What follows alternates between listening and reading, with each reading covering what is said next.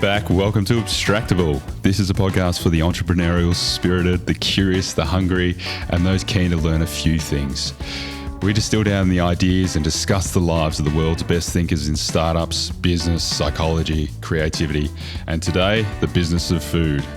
In today's episode, we talk about Setting the Table by Danny Meyer. Yeah, awesome. Great book. So in the episode, we discuss how Danny conquered the New York restaurant scene and then afterwards decided to create a $3 billion slow fast food company. Pretty amazing achievement. We also talk about Danny's philosophy of enlightened hospitality and how to create it in your workplace. Why do we do it? Well, because Danny's contrarian thinking is something that we can all learn from, and it's applicable to all businesses, and it can really set you apart from the pack. So enjoy the episode, but don't forget as well that you can see full videos of each episode on YouTube as well as clips from the show. And if you enjoyed it, it'd mean a lot to us if you passed it on to someone else. Thanks. Jim Carrey did a biopic on him where Jim Carrey basically turned himself into Andy Kaufman and did like a method acting. And what is method acting? Method acting, I believe, is where you become the character full time, pretty much. So like immerse your life when the camera's in that character. off. Yeah, and I think Daniel Day-Lewis, Marlon Brando, I'm pretty sure these kind of guys did a lot of this sort of style of acting. And so you kind of actually become the person. So there's actually a Netflix documentary I'm going to watch. It could be an episode where they talk about Jim Carrey's complete immersion into becoming Andy and the way that he absolutely was just a menace on the set of this movie where he was playing Andy Kaufman and would do all this crazy stuff and throw things around and do all this kind of performance art, and people were hating it. And he was, people thought he'd actually lost his mind. And he's like, he sort of says he lost himself in it too. I was about to say, like, how does that go on your personality? I'm no expert in psychology, but you must, because effectively to do that, you're deluding yourself. You have to you have to forcibly delude yourself that you are something or someone else. Yeah, it's extreme. And I imagine it's good for the role, assuming you maintain your wits if you get to it.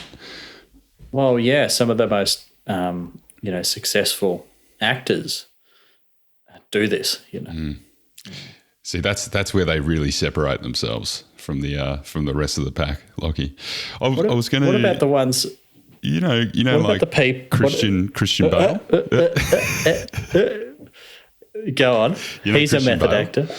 Have you seen? I've seen like a collage of his transformations that he's made throughout movies. Is he someone that does this method acting business? I believe so. Like The Machinist, he's like completely frail in that. I haven't seen it, but it's exactly I've seen pictures. Incredible. And then he bulks up for Batman. I think he was like 50 kilos or some ludicrously dangerous weight for his, just for his general stature in The Machinist. And then he goes all the way up to like 90 kilos or 100 kilos for Batman.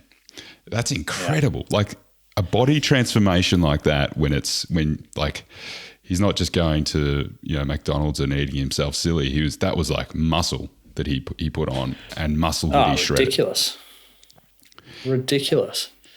So, yeah, I think there's something in this Andy guy. We should look into it.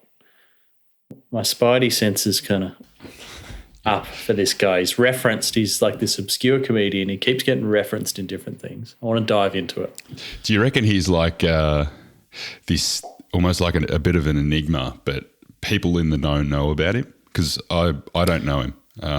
Yeah, I believe it is. And so which reminds me, mate, of Jeremiah Tower and that recent episode we did on him. I'd never heard of this guy, and understandably, he disappeared off the face of the earth, but he is someone that is looked up to massively in the restaurant business, in the food industry.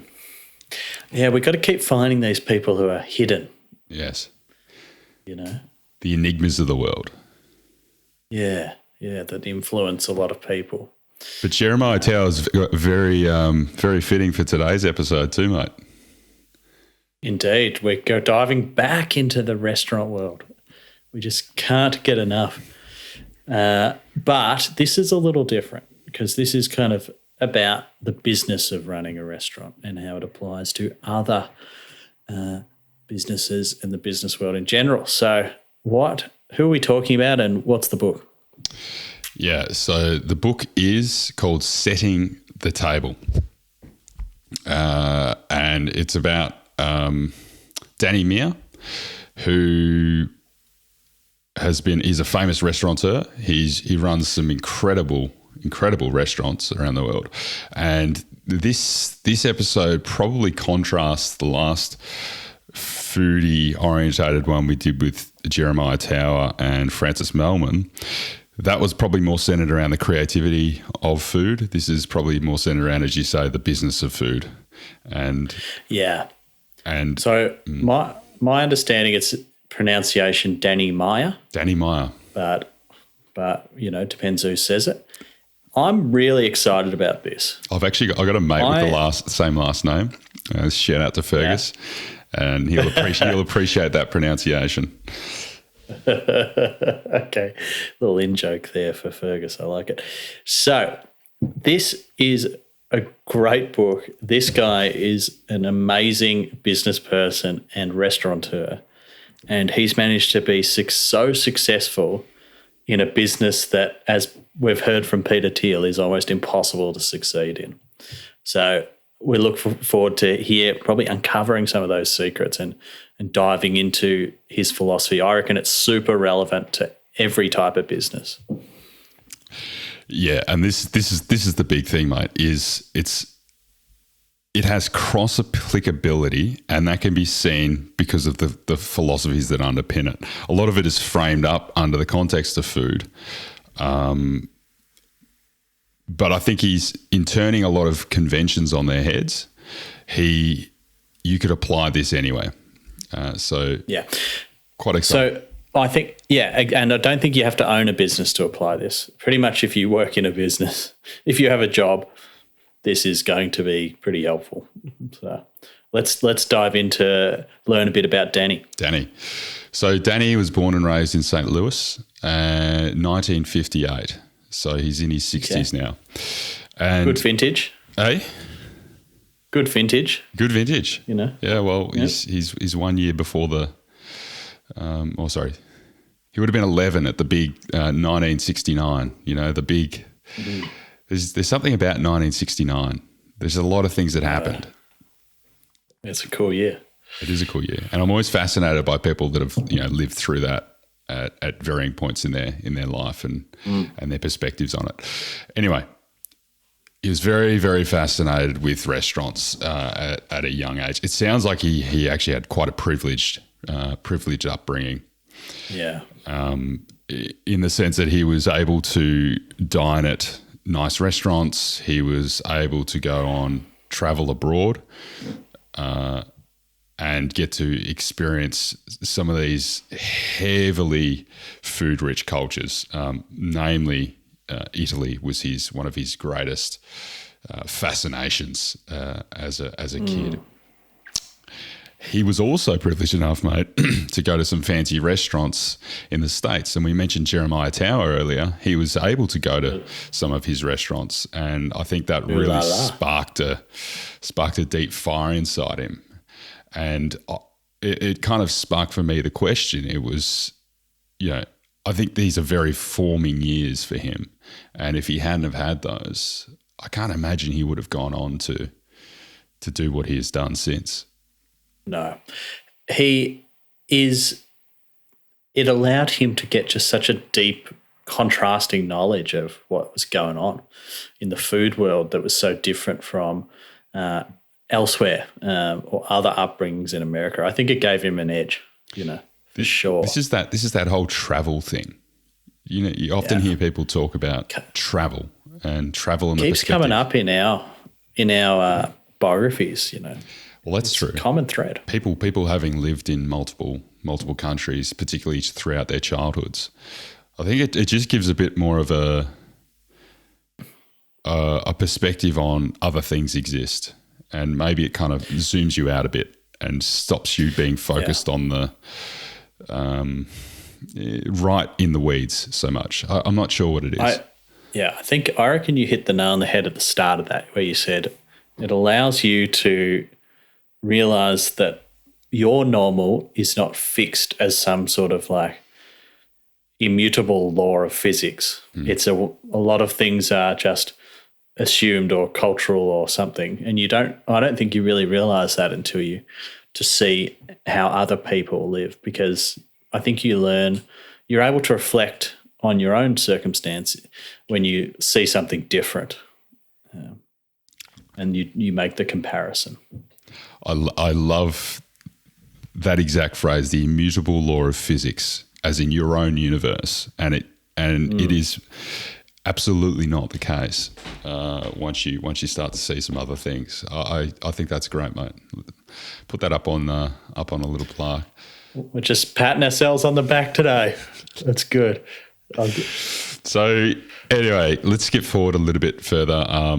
He had this very nice upbringing, being able to see some of these great things. And then during college, he was actually fortunate enough to be a tour guide in Rome because he's old man, his dad was quite connected in the restaurant business. He was a restaurateur as well himself. He did many different entrepreneurial things.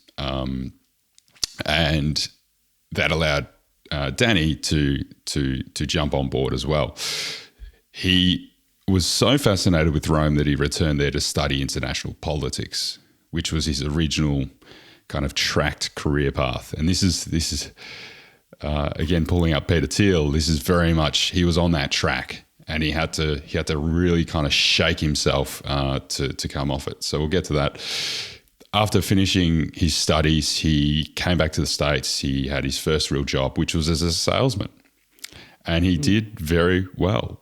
I found that interesting. Because I didn't see him, and when I've heard him interviewed and dug into him, he doesn't seem very salesy, but maybe the best salesmen don't realize they're selling to you. Do you okay, I hate bringing this guy up all the time, but do you see Elon Musk as a salesman? Wow, it's a loaded question, sir. It is a loaded question. If I answer no, or do I answer nah, I don't know. It's a little bit more transparent these days, but I didn't for a long time. Yeah, and certainly 10 years ago, mate, he was a grandmaster salesman, or he's described as a grandmaster salesman, and that is exactly what he is. Even when he's making some ludicrous, like, Twitter, comments and things, it's all the brand. It's all building the brand and building the following. He's the Kevin Sheedy of the startup world, no doubt. I love that.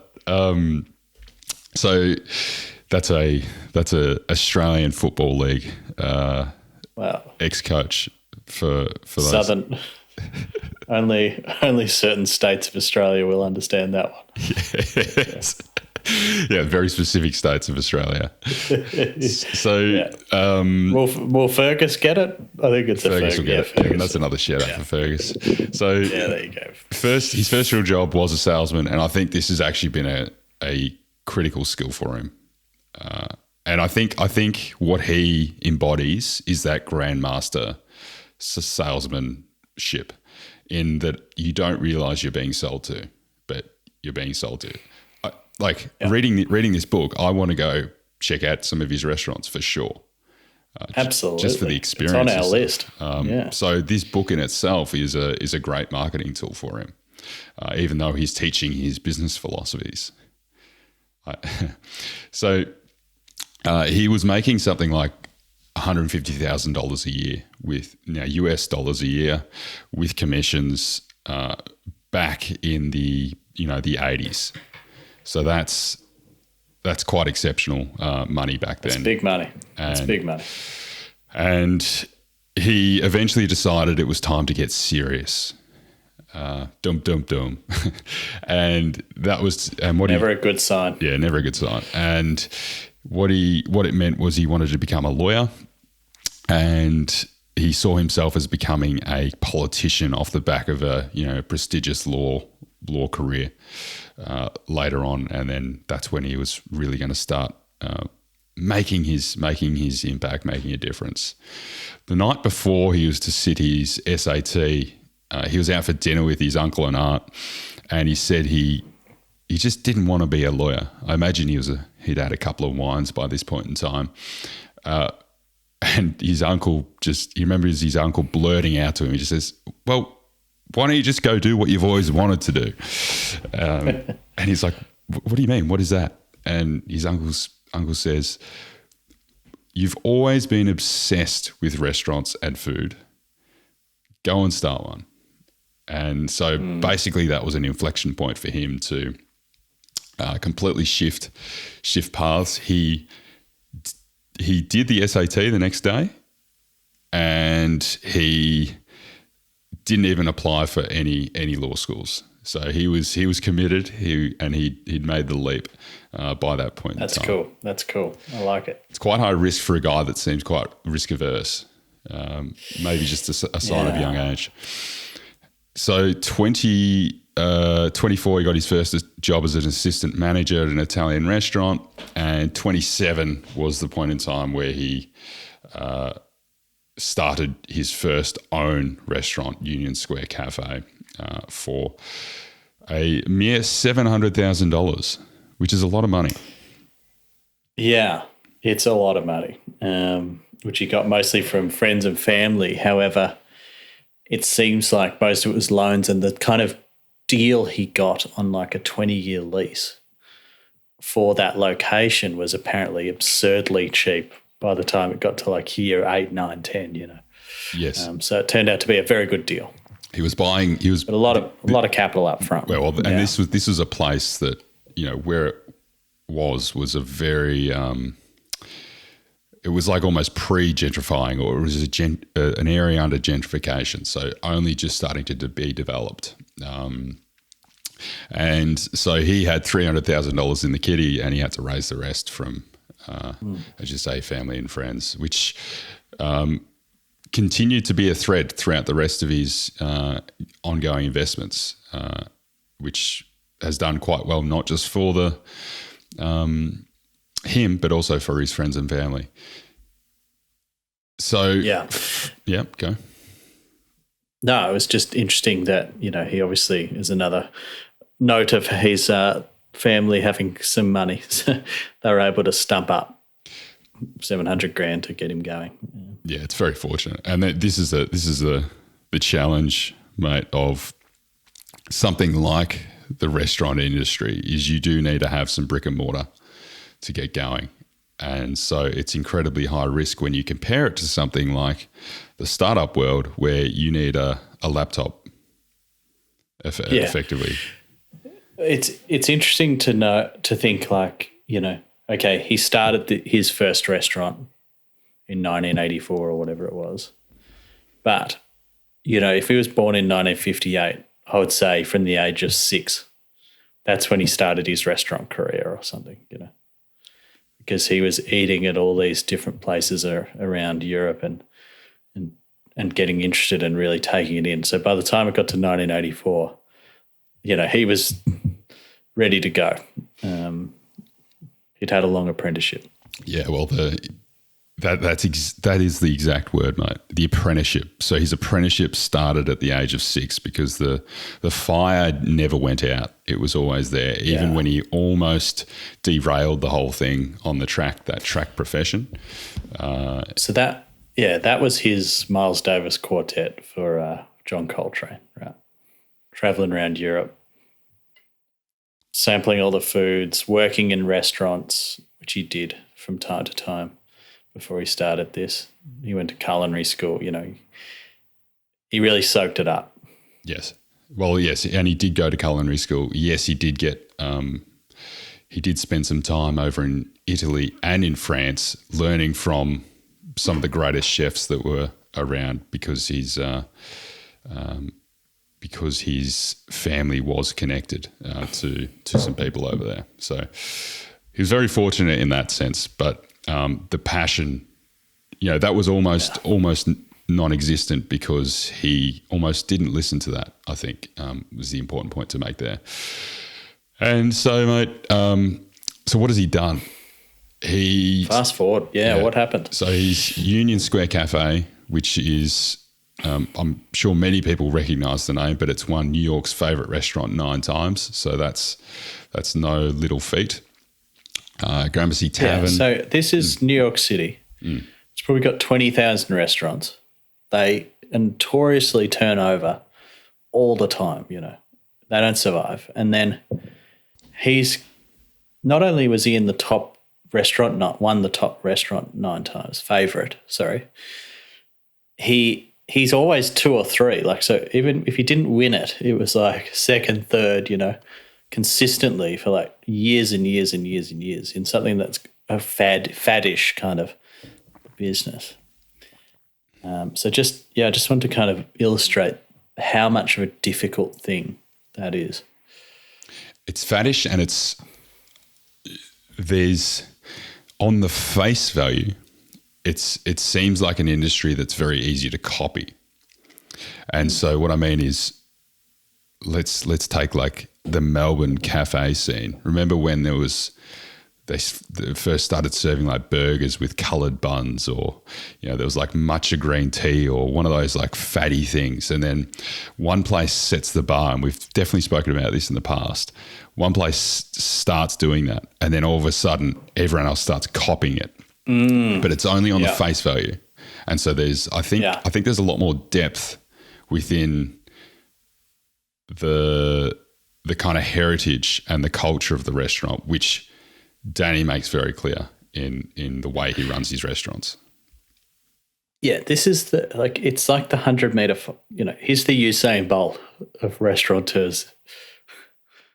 Just through that one, let alone what he's done with these other restaurants you're about to talk about. Just with that, it is a legendary feat, I think, just with the Union Square Cafe. He's a huge success just in that. If he just continued with that one restaurant, he would have been just a huge success in that one restaurant. And he's not a chef. He's not a chef. He runs the restaurants, No, he knows food in depth. He knows wine in depth, but he isn't. Yeah, he's not a chef. So Gramercy Tavern is another one. Also New York Blue Smoke and Jazz Standard. Then, so these are all just varying restaurants. He also has a Indian restaurant that he started relatively early, and I haven't got the name of that here. Tabla. That ended up closing. He shut that one down eventually. Yes. But a lot of the years where Union Square Cafe didn't win favourite restaurant, Gramercy Tavern did. Yeah, so he's competing with his own restaurants for the top place. Yeah. And this one, Shake Shack, is the most amazing, I think. Yes. So he started this, he wanted to rehabilitate this park next to one of his restaurants. So he said, well, we'll put a hot dog stand out there and we'll use some of the ideas that I've come up with for my restaurant around, which will go into his philosophies. And he said, we'll donate some of the funds, all the profits to the park to rehabilitate the park. So we'll just sell hot dogs. He basically turned that hot dog stand into, it was only going to be for 1 year. It was so popular, they said, you must bring this back next year.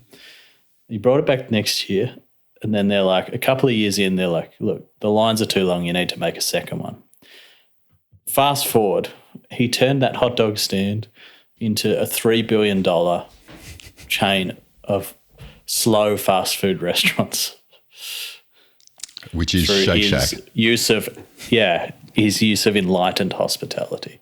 To me, that's his most amazing feat, I think. Yeah. And what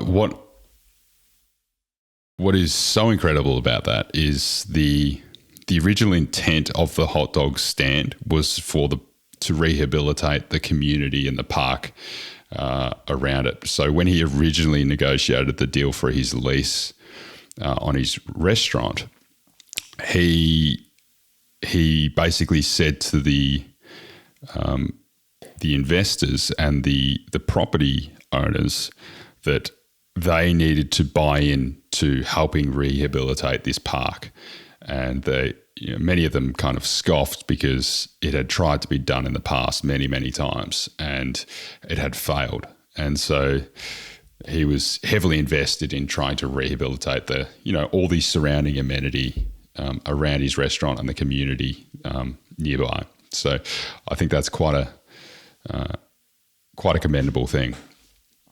It's great. Yeah. And since he has also started, he's got 3 restaurants or 3 venues, I should say, in MoMA, so the Museum of Modern Art in the States, which is also an incredible feat. And the way in which that was approached was he was very kind of hesitant in wanting to do that, and it was such a big move for him. But once they'd committed, they went absolutely full steam ahead behind it to try and match the venue that they were situated within, and not just match it, but become a place to go in its own merit. And it sounds like that they have done it. Yeah. It's it's just an amazing story. So, but he maintains he built it around this idea of enlightened hospitality. So, Lockie, tell us what hospitality means. What is hospitality? So, well, I think it's easiest to kind of frame it up the way Danny does and just steal his words. Great. There's no better way. Because, hey, let's not reinvent things here. And he compares service to hospitality. So he believes that basically he says that hospitality is the foundation of my business philosophy. Virtually nothing else is as important as how one is made to feel in any business transaction. So he feels that this whole idea of hospitality, as distinct to service, is the foundation of his business success. And there's so many examples of this, but to kind of frame it up, service is he says is the technical delivery of the product. Hospitality is how the delivery of that product makes its recipient feel. Service is a monologue. We decide how we want to do things and set our own standards for service. But hospitality, on the other hand, is a dialogue.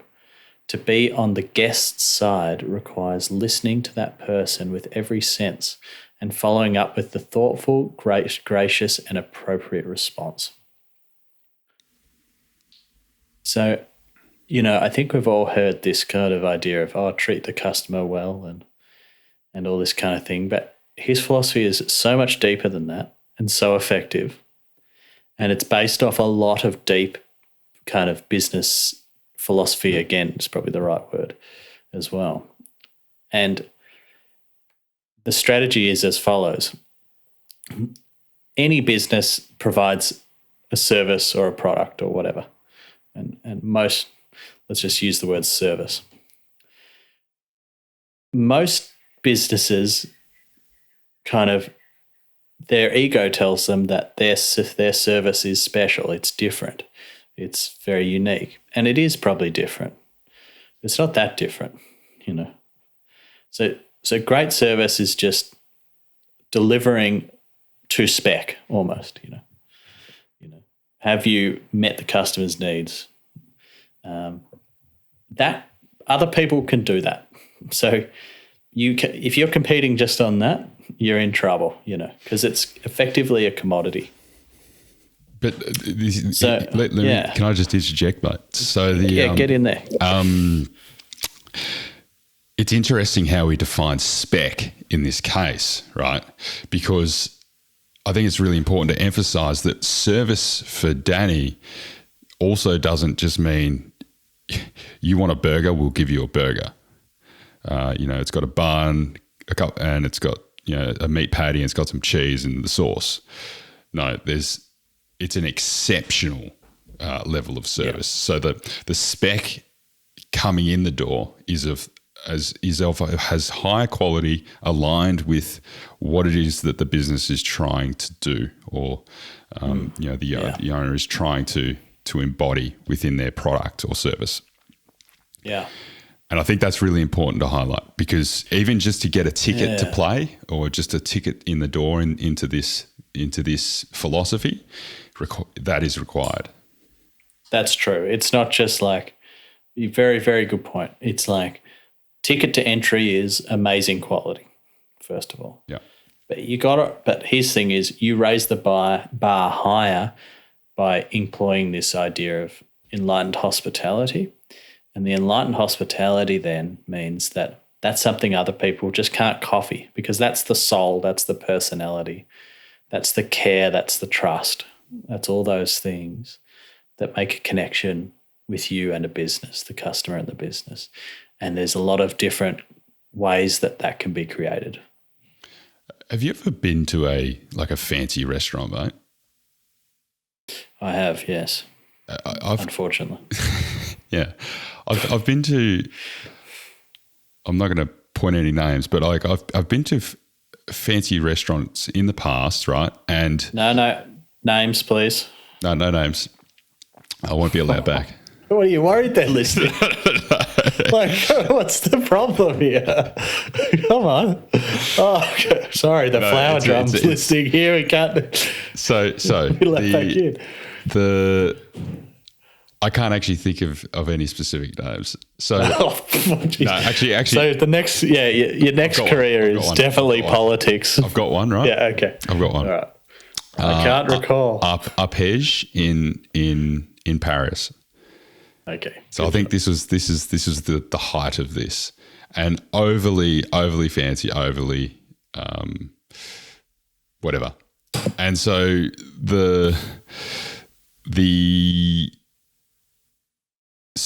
you go in there and you're expecting this exceptional service and all these things, but it just feels stale. You've hit like it feels like you've walked into like a hospital to some degree. Now it wasn't like clinical. It's clinical, and so what those guys have done is they've they've arguably nailed the technical aspect, but they've lost the soul. And you go into a trattoria in Italy, or you go into a local pub back in Australia, and you have a better experience going there. And if you go to a one that prides itself on particularly on their food or their drink or whatever, you will have arguably just as tasty meal, just as good a meal. It might not have the fancy creams and sauces and things that you didn't know could be cooked all over it, but the soul is there, and there's a lot more speaking to it, and so I think this is the important aspect here. Yeah, I can't think of any in Melbourne, any specific examples. Have you got any examples? Seeing as you forced me to call one out. Well, that's what we try to do here. I mean, I felt like going to a couple of Neil Perry's restaurants. Spot on. It's a little bit canned, Rock pool. That's an example of it's that. like you're going there so people can kind of see you there, and you got to kind of pretend you really liked it, even though it was only just a bit better. I don't know. It just doesn't feel. It doesn't feel like anything. South Bank in Melbourne. That's that. Yeah. I'm just gonna make a blanket statement across that. Yeah. I went to Cutler and Co in Melbourne, and I didn't feel that way. I felt very differently about that. They were very personal, and I felt like I agree with that. I wasn't like not supposed to be there. Does that make sense? Like, yeah, it didn't feel like that level of pretentious that this is for someone else sort of thing. Someone better than me. I think, yeah. For me, that place definitely speaks to what this philosophy is, and it has a like a partner, or a partner restaurant, I guess you call it, or another part of the franchise right next door at Marriott, which is like a little bit more of a lo-fi version of that, and that's also cool. An exceptional, cool venue. There's something I saw there that always stuck with me, is that we stayed there really late at Cutler and Co. And at the end of the night, most people had left, and all the chefs were there because it's an open kitchen. And they were there scrubbing the tiles. And I was just like, this is what, this is kind of the level of the commitment that these people have, that it spoke to discipline to me. Yeah. Like that they were doing that level of cleaning every night is kind of like symbolic. It's probably also to keep the department of whoever off your back about cleanliness and safety, mate. Yeah. So Gordon Ramsay doesn't turn up and go, what the fuck's this in the kitchen? I love that show, Kitchen Nightmares. Really good show. Stand by it. Hell's Kitchen. I haven't seen Kitchen Nightmares. Yeah, I don't know about Hell's Kitchen. I haven't watched that. Kitchen Nightmares is the best because he really gets in there. Is that the one where he goes into old restaurants? And goes into failing restaurants and tries to fix them. Yeah, okay. Maybe that's what I was thinking of when I said Hell's Kitchen. The UK version, really good, really good. Okay. You can actually watch them for free on YouTube, I'm pretty sure. Oh, so check them out. Look at that. You just need to sit through ads every 15 seconds. Yeah. So I guess that's enlightened hospitality as a definition. It's empathy. It's all those things. It's bringing soul to your business. It's interesting that he created this through his own experiences of traveling through Italy and things. He was kind of doing this, and then Union Square Cafe was such a success, he had to figure out why. And then afterwards he actually came up with this idea of defining enlightened hospitality and what it means so that he could scale it across his other restaurants. I think that's important too, is he didn't kind of write out a hypothesis and try it. He just did it. It worked, and he optimized it, and then he's like, okay, well, I need to kind of define this. What is this here that's working so well? Why do people love it so much, Yeah, that's it. And the classic innovation story. Yeah. He didn't spend his whole time theorizing about things, but at the same time he was well studied. Yeah. No, but it wasn't academic. Correct. Yes, he didn't stay there. But he also never wanted to scale. He didn't want to grow. That was another important thing. He was of the opinion that he was going to lose his essence by scaling, which is a problem that you see time and time again when, particularly in something that's as like owner intensive as the restaurant business. This quite often happens. They'll open up a second restaurant and both of them lose their soul because the owner is split across multiple venues. I agree. And it's another, it is another example of your career is very long. He didn't open up his second restaurant, but I think it was 1984 he opened Union Square Cafe. He didn't open Gramercy Tavern till mid-90s.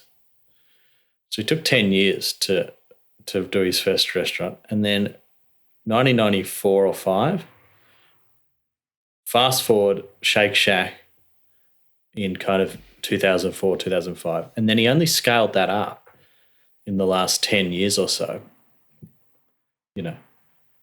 So there's sort of like an exponential curve to that, you know.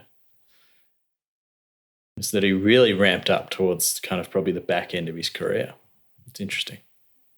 I think that's been inherent across his whole philosophy, because everything that he does isn't for the short-term returns.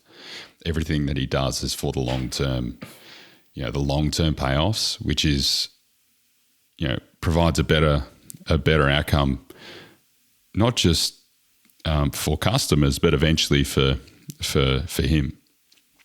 And this probably, mate, one of the key aspects of that was information for him and data. And this is where you get into this idea, which we've actually heard before in episode 1 with Ray Dalio, is this idea of collecting dots. So now we're moving into, how do you create enlightened hospitality? Yes, correct. And one of his most important underpinning features was this idea of collecting dots. And so emphasizing to all employees and his own philosophy, his managers, everyone involved in the supply chain, is they always need to be collecting dots. And so what are dots? Dots are little data points of who people are, what people do, what is going on in the world at the moment, where things are located, where cuisines come from, where other non-food related things happen. So it's basically just, the way I interpret that is just being up to date with current affairs to some degree, but also up to date with who is around, and so get to know people. I think you might need to give a specific example here of something he might do, just to clarify that a little. Yeah, it's so if I walked in and I had a meal at Danny's restaurant, yeah,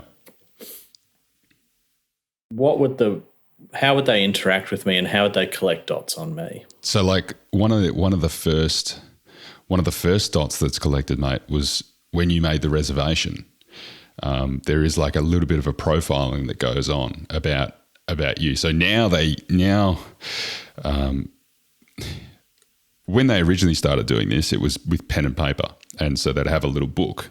Whereas now they're actually able to call up, within their it's almost like a CMS for the restaurant, CRM, not a CMS. Confusing my acronyms here. So customer relationship management system, which looks at who you are and any past notes on you. So, Lockie, we know that you like a quiet space, so that you can dine quietly. So we'll put you over in the corner over there, and that will be the table that you get, because at the same time we've got a really loud party happening, but they're going to be situated down, on the other side of the restaurant, taking up one of the main side rooms. So there's that. You come in and we can see that you're actually with 3 people tonight. You're not just dining out with with your wife. So okay, we need to now make sure that we've accommodated for 3 people and not just a intimate dining experience. We know that's coming. We can see, Lockie, that you're in a little bit of a huff, and it's probably because you've been running 20 minutes late. So we need to make sure that we're not going to say where have you been. We're going to say things like so glad you could make it, to try and relieve some of that stress that's going on. Then when you're dining, we're going to be looking at your eyes and seeing where your eyes are gazing across the table.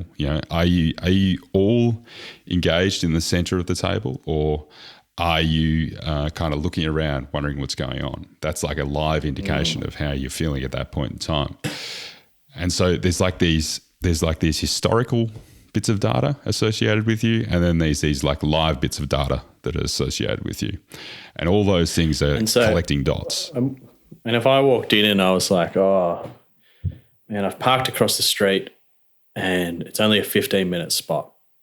I've got to get in here and talk. Well, the waiter at one of these would probably say, no worries, I'll get one of our people to go move it for you for every 10 minutes. Or I'll go feed the meter and we'll watch, you know. They're willing to solve problems for you that aren't strictly in line with your service, just the service that they're offering, you know. They're there to help you have a great meal, and that's an impediment to having a great meal is if you're worried about your car or this or that, you know. Yeah, one of the examples was you might come up at the end of the meal and notice that you left your onion rings or some sort of food on the plate.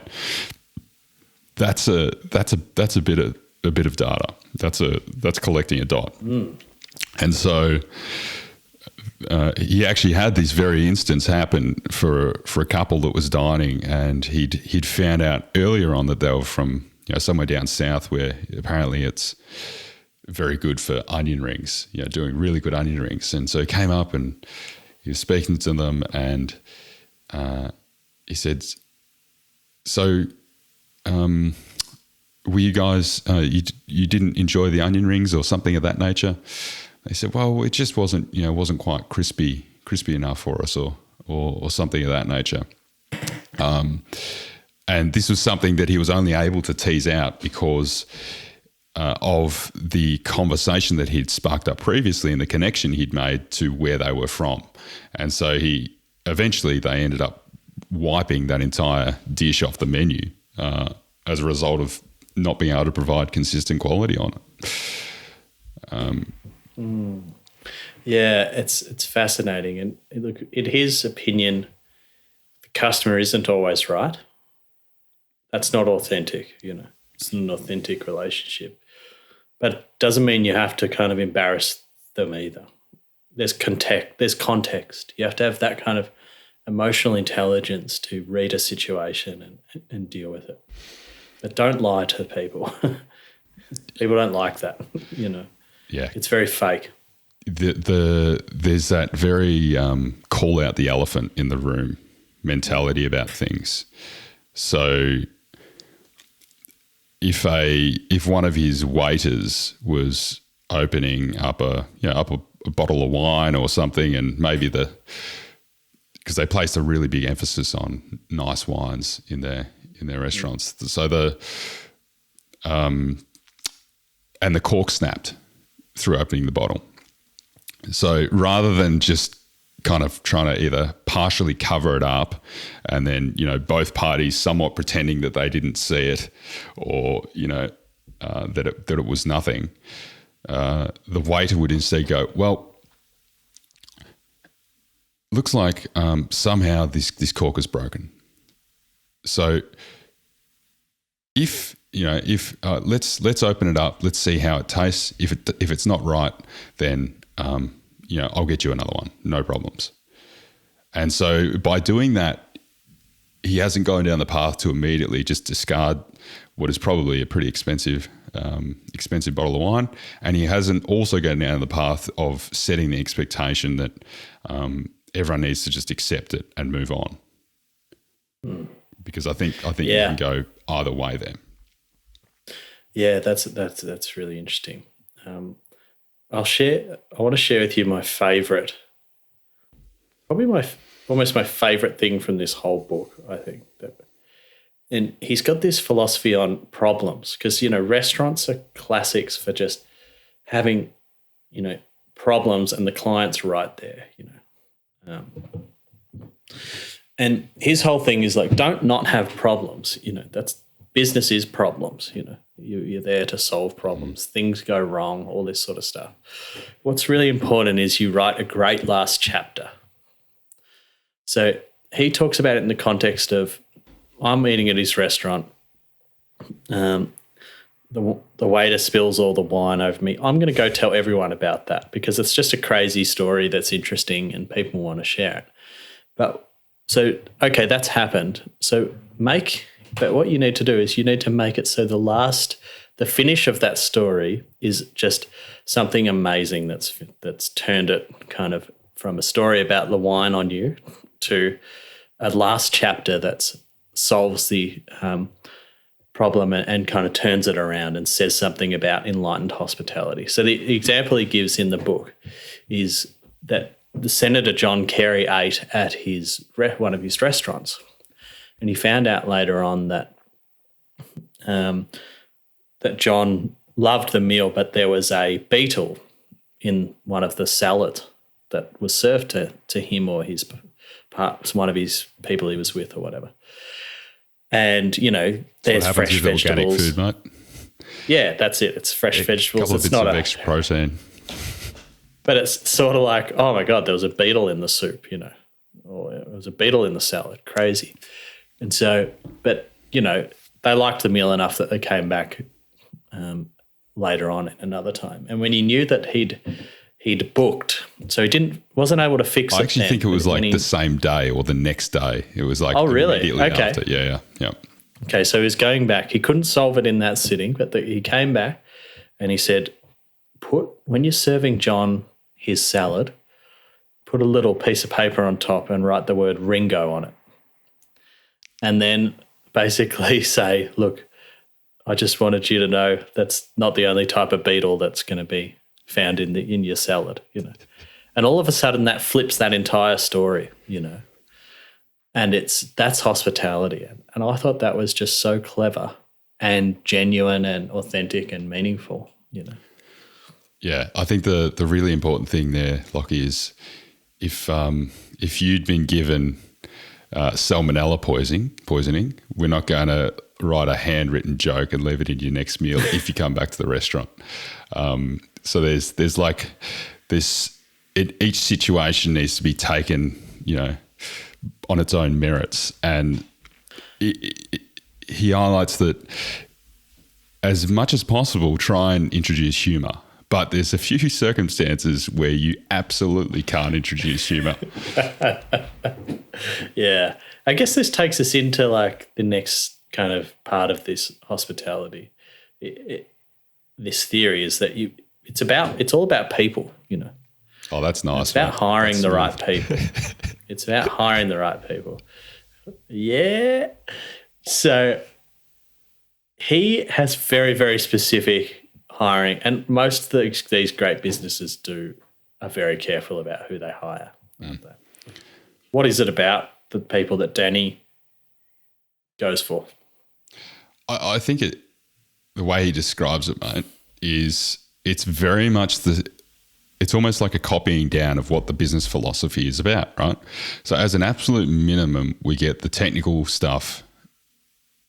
The technical stuff is absolutely excellent. But the thing that we're going to weight most heavily is not the technical stuff. What is more important to us is the your personality, your warmth, and the way that you approach people, and just how personable you are. And so, this is the philosophy. It's called the 51% or the 51% rule, which has very clear connotations between the split between personality versus technical. Yeah. Yeah. It's he's basically making a point that he'll hire emotional intelligence weighted more strongly, not forgetting technical skill at all, but just he'll weight that more strongly than the technical excellence, because that can be found in many cases. Yeah, the most important thing in this one for him is that there is that kind of openness for growth and stuff, so that if you aren't necessarily up to par on that technical piece, but you are have extremely high emotional intelligence, or being in touch with people around you, then you still have the ability to be brought up to that level. So I think, yeah, both go hand in hand for him, and it's always a pursuit of continuing along that path. Yeah, it's one of those things. It's kind of like an extension of the no dickheads policy, isn't it? That's it. And there's 5 core emotional skills that he hires for. One is optimistic warmth, which he describes as genuine kindness, thoughtfulness, and glass at least half full attitude. He hires also for intelligence, but he frames this more as like curious intelligence. Are you curious about things, the world, people, the people you're interacting with? So you can't just be smart. You must have sort of this insatiable curiosity to learn for the sake of learning. You've got to be hungry to work and work at things. You have to have a work ethic to do things well. Otherwise, you're never going to improve your kind of emotional skills either. Probably the biggest one, empathy. And he talks to sort of how others feel and how your actions make them feel. And that's the contextual thing you were talking about, when to use humour, when to do all those other things. It's quite hard, you know. It's not easy. You're processing a lot of data points. Lastly, self-awareness and integrity. So you really need to understand yourself, what makes you tick, and hold accountability on yourself and do the right thing. So, yeah. The important thing, mate, that I think this is laced with,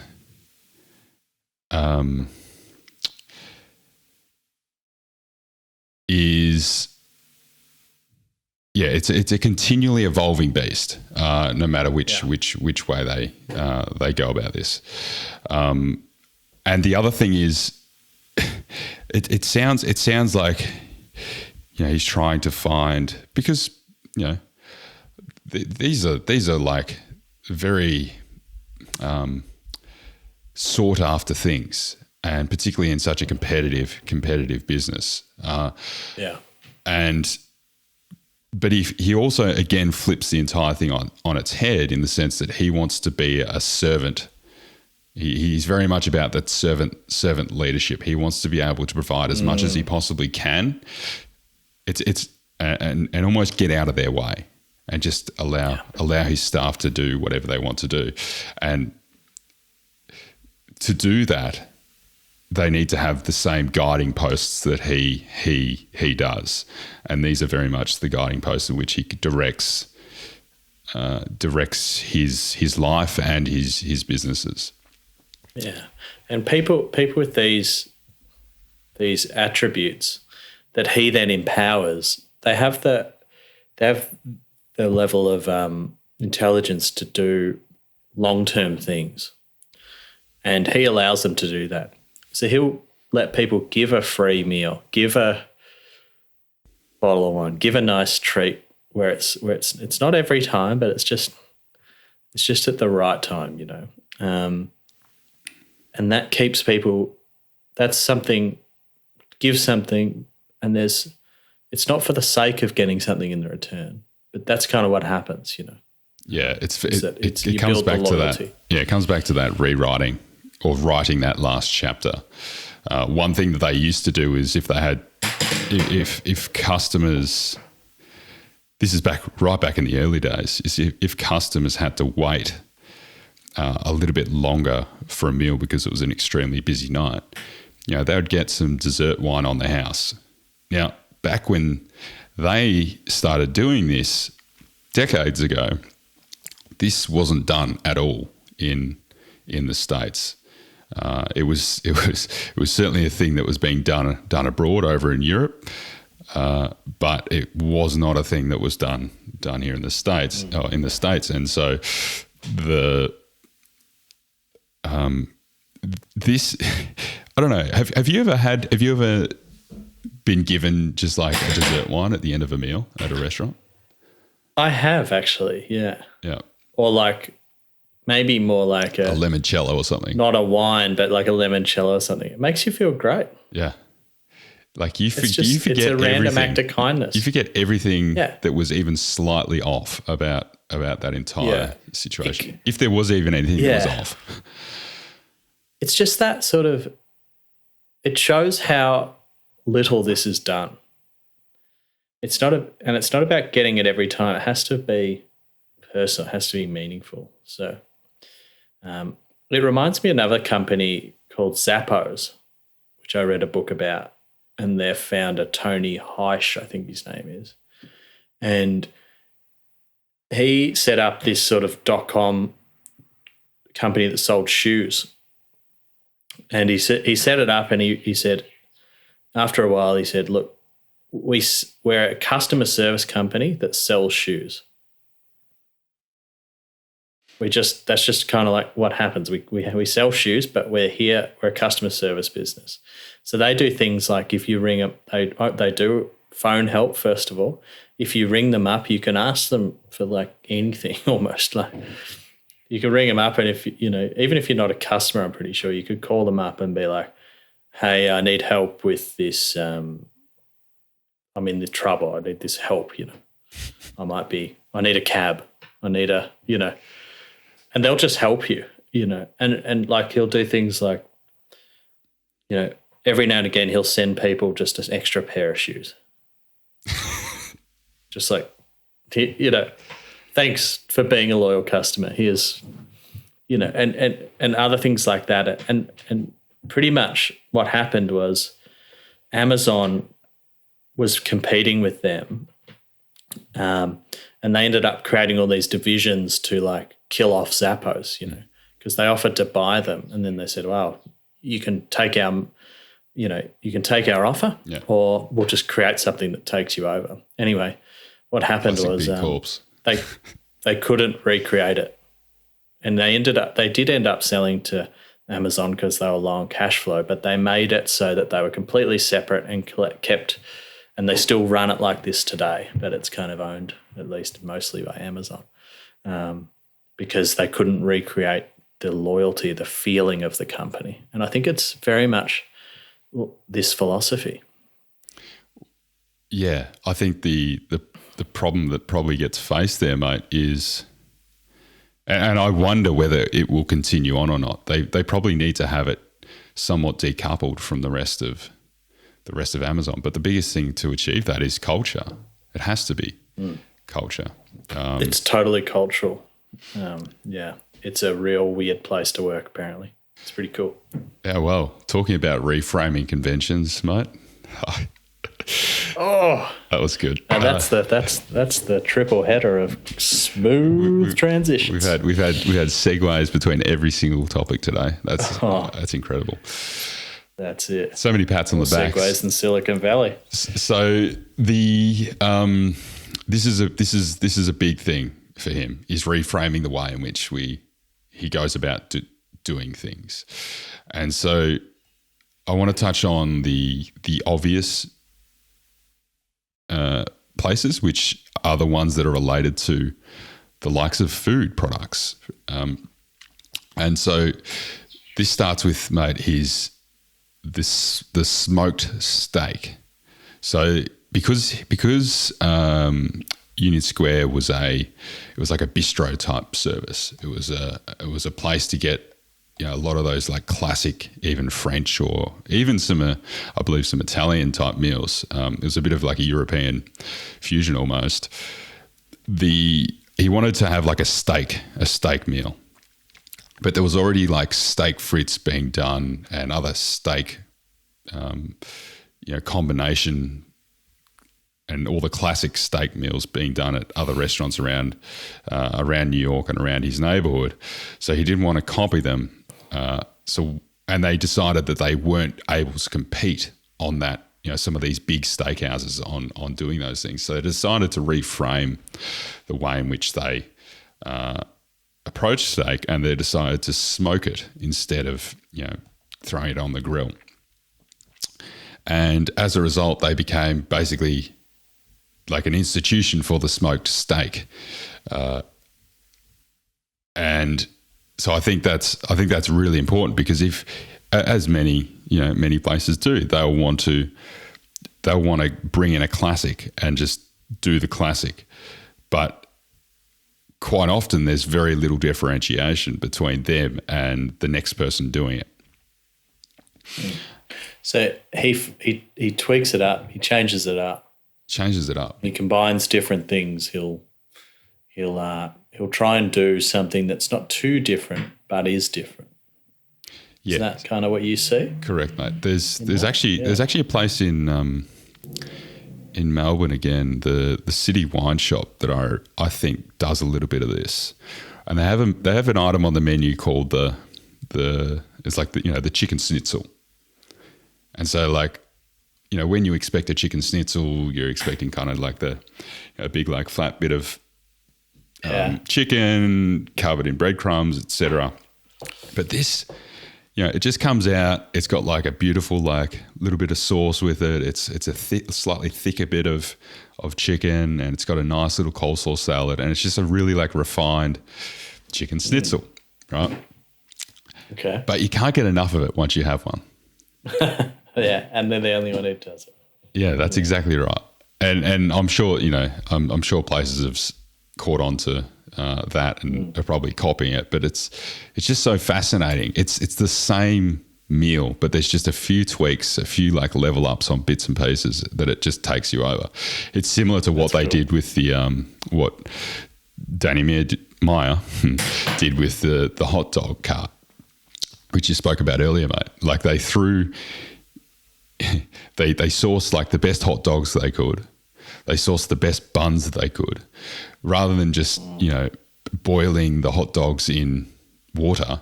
They had like bay leaves and spices and a few other things in the water.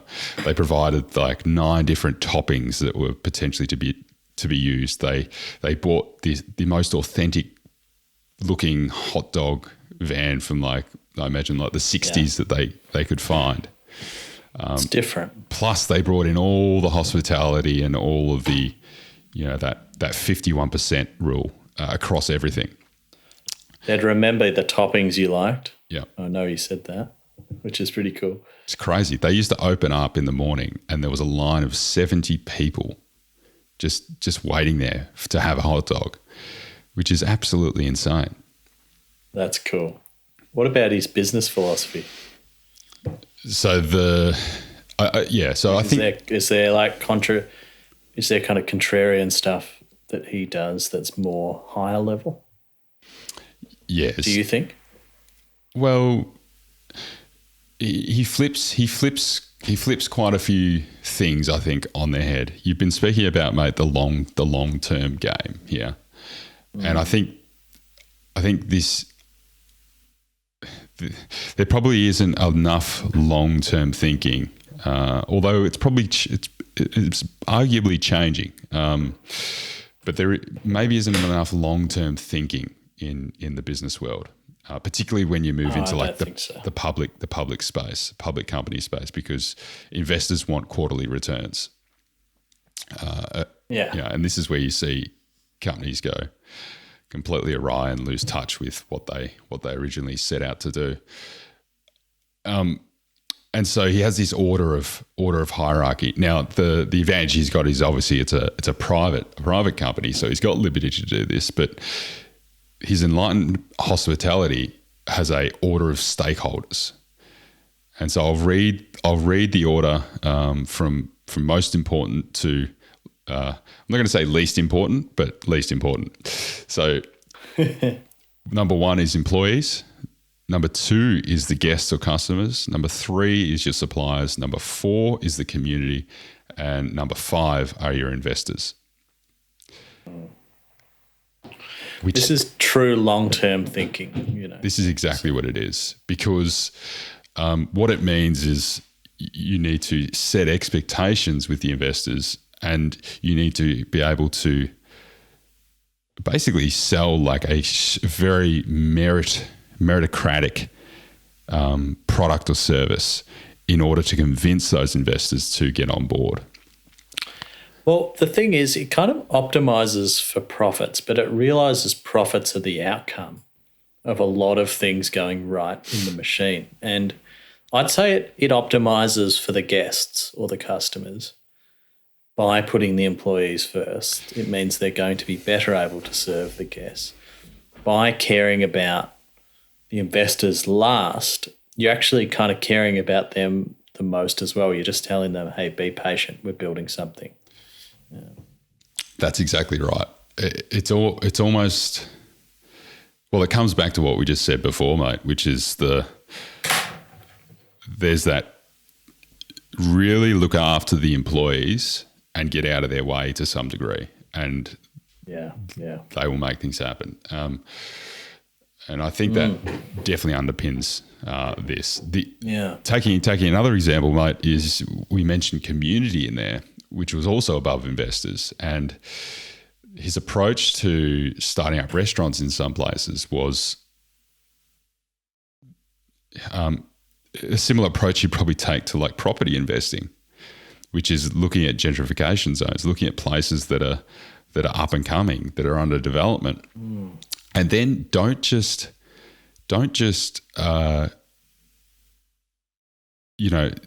mind your own business. excuse the cliche, but actually put in effort for the community around you. Put in effort for building your locale. And we see a lot of this in the startup world. Cycle. Yeah, it's like network effects to some degree at a local scale. Yeah, it's cool. I like it. I think it's great. I think it's hospitality in a way. It just makes a lot of sense. Yeah. If you're talking about long-term ambitions. That's exactly right. Well, and I guess if you aren't, then maybe it begs the question, like, why are you going into business as well? Yeah. And so then the last one I've got here, mate, is he's been through a number of tough times. He's been through many boom and bust cycles across the space of all of his restaurants, and people certainly stop dining out as often when it's tough times. So it's definitely it's definitely an industry that's on the cold face in regard to that. And so quite often what you see is a lot of big cuts in terms of employees, in terms of services offered, in terms of types of meals that are served. He again wanted to flip that on its head and just try and keep playing the long game as much as possible. Yes, he made cuts where there was excessive, maybe some of the lower bang for buck spaces. So maybe like we won't have lobster tail bits on as garnish on certain meals or something. I don't know, that type of stuff. And so removed some of that, but at the same time, they would up the amount of stuff they're doing on like a charity front, for example. So they'd be giving out more vouchers for their restaurant to charity calls and things. And again, it was focused on rebuilding and trying to reinvigorate the business and encourage people to start changing their behaviours to come back, which doesn't pay short-term benefits. Yeah, I think I'd add one more to that as well, is that I think he's contrarian in the fact the grow slow thing. I think it's quite contrarian too. It's quite opposite to what the common philosophy is now. And I'm tending to kind of try and think about that, is that, like I said, it's a long career that you'll have. So. Well, Grow, he really put the shackles, he really put the leash on growth as much as he could. And it was almost like it was bursting from its own seams. It sounded like, the business itself, the essence itself. He didn't force it. He kind of let it happen when it was the right time. And even probably after it was the right time, I think you'd probably say, he left it probably too long.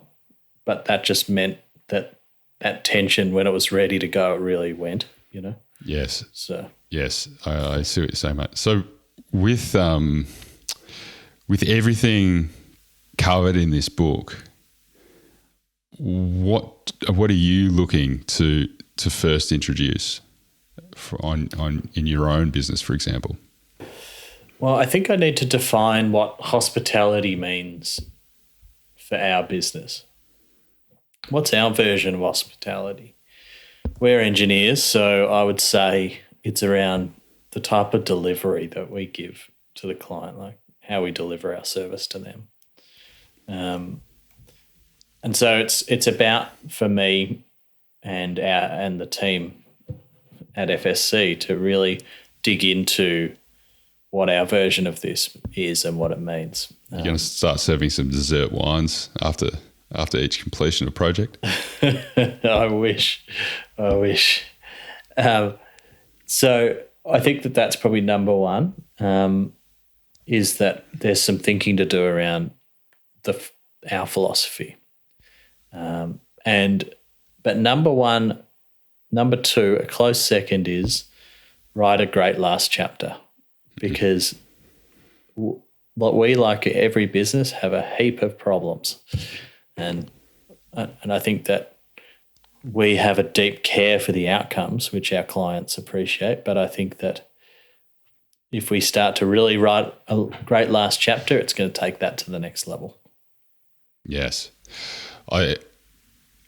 If you can turn something, outside of hospitality, if you can turn something like that last chapter concept into a reality in a much more like service orientated business, for example, mate, I think that's a huge value add.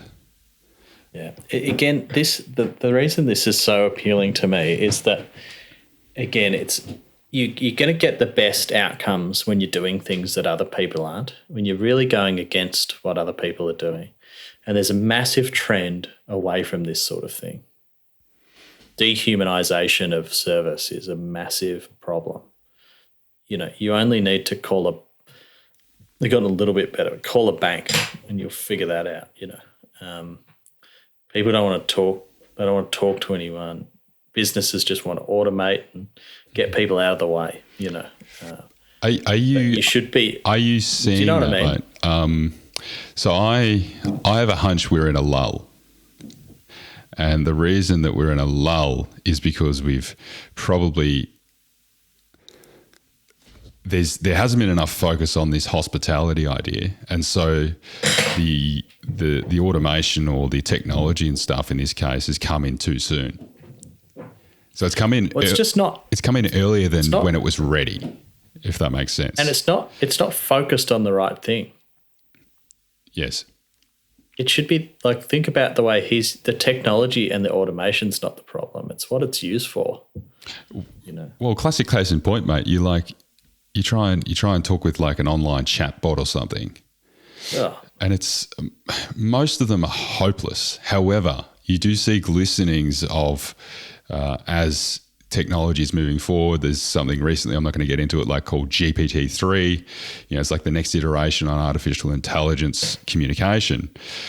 All this new stuff coming out is making that experience closer to the human. So it's like we like dropped right down in the humane approach, and then we're trying to reintroduce it where possible. But yes. Yeah, my answer to that is that great, good. I want everyone to use that except me. Yeah. Yes. Because that's not what people want. It's what the business wants. Yes. And it might make sense in some instances where it can solve a quick problem for someone that is genuinely helpful. Because I don't really want to talk to someone on the phone, But they're not. I think they're thinking more about what's good for reducing cost than what's good for the customer, which is not a long-term relationship builder. So if it genuinely provides that, again, the technology is not the problem. If the technology helps genuinely to make that connection with the person and it works, then of course that's probably a good thing. But my hunch is that it's nowhere near. This is the thing though, is in some cases it does provide a better solution, because one of his hindrances on embracing online reservation systems for Danny was that he was going to lose that human touch, but he'd completely forgotten about the people that want to book a restaurant at 11 o'clock at night, or don't want to have to call up to find out if they can get a place, or don't want to be rejected live on the phone. And so I think it's important recognizing, again, very dependent on the industry, because some industries demand that. Yeah. No, good point. It's super contextual, and I was probably more referring to what I do than more. Yes. I think you're correct. Like, there's no doubt that it's great not having to call up to reserve a restaurant. Yeah. I think, mate, we're just going to see it continue to evolve. But I think the businesses that are able to tap into, as you say, the very hospitable connection are the ones that are going to shine.